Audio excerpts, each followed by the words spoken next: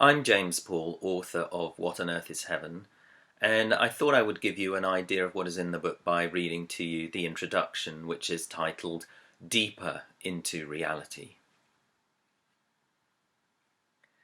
Come further up, come further in. Jewel the Unicorn in C.S. Lewis' The Last Battle. I was a Christian. I was going to heaven. The only problem was, I didn't want to go there. This sudden realization came to me as I was waiting to take off on a flight from London to Warsaw. I don't like flying. Because I'm a control freak, flying makes me nervous. I would be fine if I was flying the plane, but trusting my life to someone else I don't know is another matter. So I was sitting there imagining the plane crashing, contemplating death and what comes after death, when I suddenly realized that I didn't really want to go to heaven. I loved this life.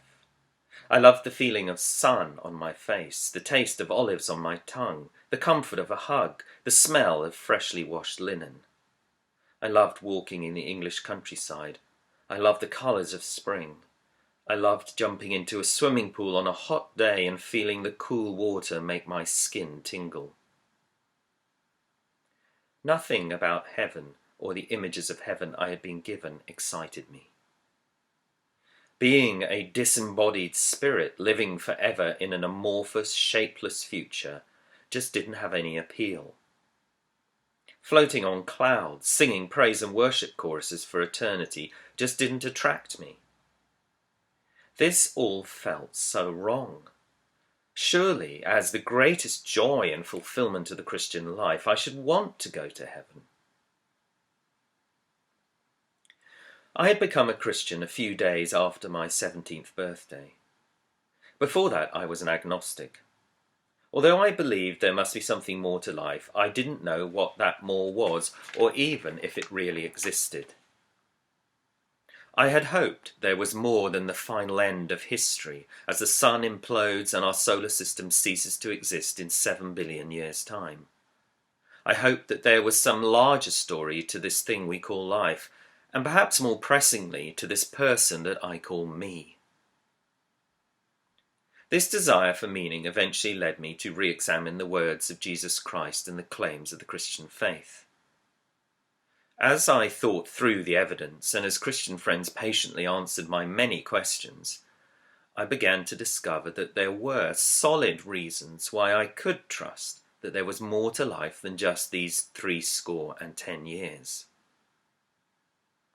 As I began to think through the evidence for and implications of the death and resurrection of Jesus, I came to realize that death was not the end. Death was not the great negation of all that exists, but a future awaited those who would trust in Jesus Christ. A future called heaven. But what was heaven going to be like? And why did it seem so unappealing? Of course, the idea of heaven wasn't a total blank to me before I became a Christian. My father loves architecture and history, so our summer holidays in Europe were filled with visits to medieval cathedrals. As a child, I was more interested in the cheap football shirts for sale in the market stalls that filled the cathedral piazzas, but I would dutifully enter these dark, cavernous spaces and look around. I remember gazing up at the depictions of heaven that often covered the inside of the domes of these huge buildings. The paintings were often done in perspective, so that the space within the dome seemed to recede ever higher towards a sphere that existed above this earthly realm. Beyond a layer of clouds was a world filled with angelic beings, depicted as what I can only describe as fat babies with wings, who were singing God's praises while playing harps. Further above was the heavenly throne itself, from where God, a venerable old man with a flowing white beard, surveyed the earth below. I had also picked up my images of heaven from more popular sources. I'm a big fan of animated films, and one of my favourite characters is Scrat from the Ice Age movies. Scrat is a saber-toothed prehistoric squirrel who has an obsession with his favourite food, acorns. In one scene, following a desperate attempt to reach an acorn perched on a cliff edge, Scrat suffers a fatal fall and dies. When he wakes up, he is standing before a pair of golden gates with a central nut emblem. The gates open, and Scrat is admitted to Nut Heaven, a land of pink fluffy clouds full of acorns. In this paradise, Scrat dances from cloud to cloud as his deepest longings are finally fulfilled. He is just about to reach out and take hold of the largest, most delicious acorn he has ever seen when a mysterious force tugs him away back to Earth. His friend, the giant sloth Sid, has performed mouth-to-mouth resuscitation on his dead body, and Scrat has been forced to return, acorn-free, to his earthly life. These images had informed my pre-Christian imagination concerning heaven, and they continue to do so even when I became a Christian. Whenever I thought of heaven, all I could see was fluffy clouds and rosy-cheeked babies, and much of what I encountered after becoming a Christian didn't help. Most contemporary Christian art I came across depicted heaven using abstract mixes of colour and shape, with little or no substance to what life there would actually be like.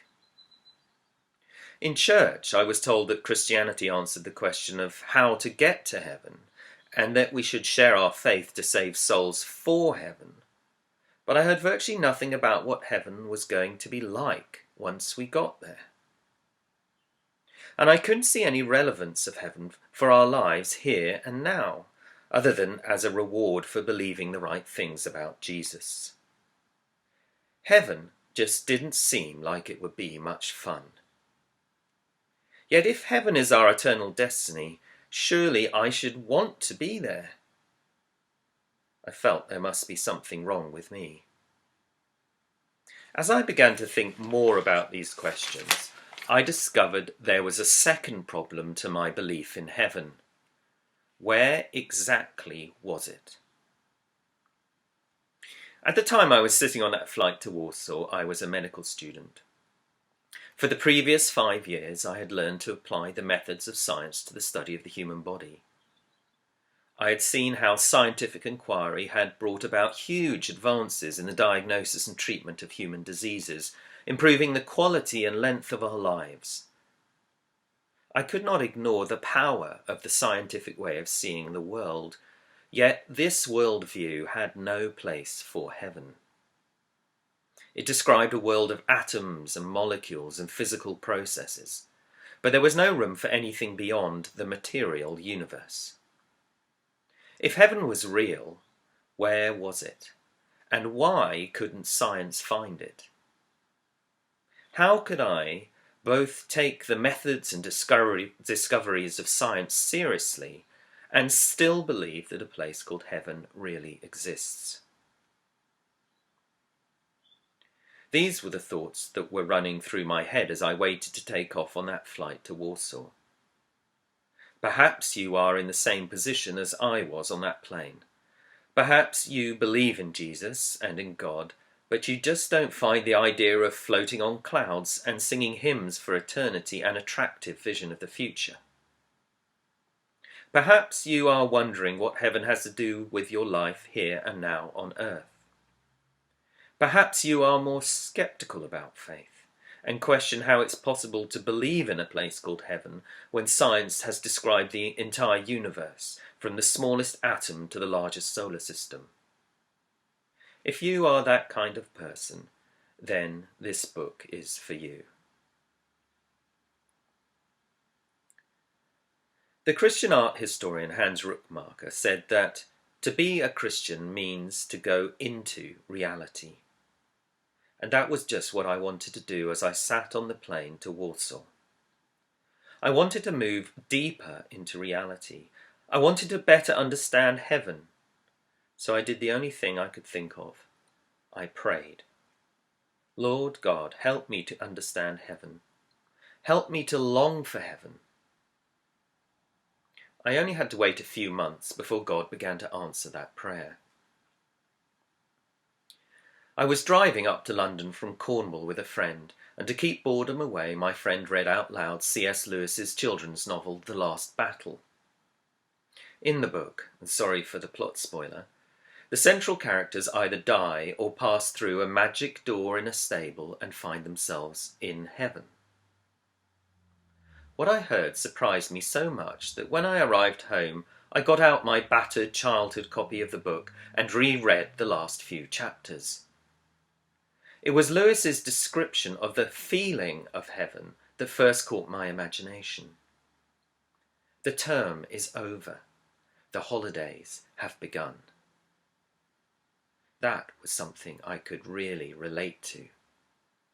I knew that feeling of joy and hope and release when, on the last day of a school year, the final bell rings and the humdrum of classroom routine is over and the endless freedom of the summer holidays lies ahead. That was a feeling I recognized and longed for. If heaven was like that, then I wanted to be there. Yet it wasn't just that feeling which excited me. It was also Lewis's description of heaven itself. The heaven in Narnia wasn't an ethereal spirit world of angel wings, cherubs, harps and clouds. Neither was it the amorphous colour palette of the contemporary Christian art I had seen. The heaven that the children and talking animals of Narnia reached had a physicality to it. It was full of trees and fields and streams and rivers and waterfalls and sunshine. It was a world in which the characters were still themselves and still had bodies that could run and jump and laugh and eat and hug. It was a reality that contained everything of the old Narnia they loved and valued, only now those things and those people were different. They weren't less real, but more real. They were as different as a real thing is from a shadow, or as waking life is from a dream. It was a place that got bigger and more real and more glorious the further you went into it. "Come further up, come further in," cried the creatures of that world. What I began to see from Lewis was that I had got things the wrong way around. I had been taught to see this world as the real thing, and heaven as some spiritual shadow world. I had assumed heaven was less than the physical experience I knew, and a lot of which I loved. However, Lewis was proposing a heaven that is a deeper, fuller, even more concrete reality than this world. Rather than heaven being the shadow version, it is this world that is the shadowy copy of the more solid and more real things to come. It is not so much that heaven will be full of things we love from this world, but rather that we love things in this world because they are the things of heaven. This was a heaven I wanted to be in.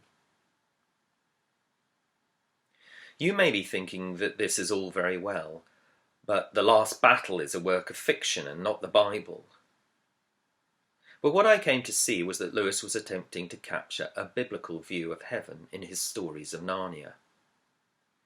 The Bible itself also speaks of the life to come as a material future, in which we will be ourselves and have physical bodies.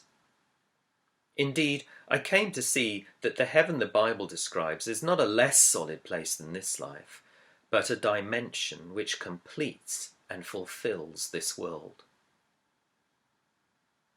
The Bible describes this future not just as heaven, but as a new heaven and a new earth. The story of the Bible isn't about us escaping into heaven, but rather about God bringing heaven to earth, so that the whole creation is renewed and restored. The purpose then of the Christian life is not to float off into the clouds and become a disembodied soul or an angel with wings. The purpose of the Christian life is to play our part, however small, in bringing heaven to earth. It has been over 25 years since I prayed that prayer on the flight to Warsaw. During those years, God has continued to show me answers to my questions and to lead me deeper into reality. Now I long to be in heaven, or should I say, I long for heaven to be fully here on earth. This book is the result of that prayer. I share with you the answers I have found in the hope that you also may move deeper into the wonderful reality that God has created for us to enjoy. Come further up, come further in.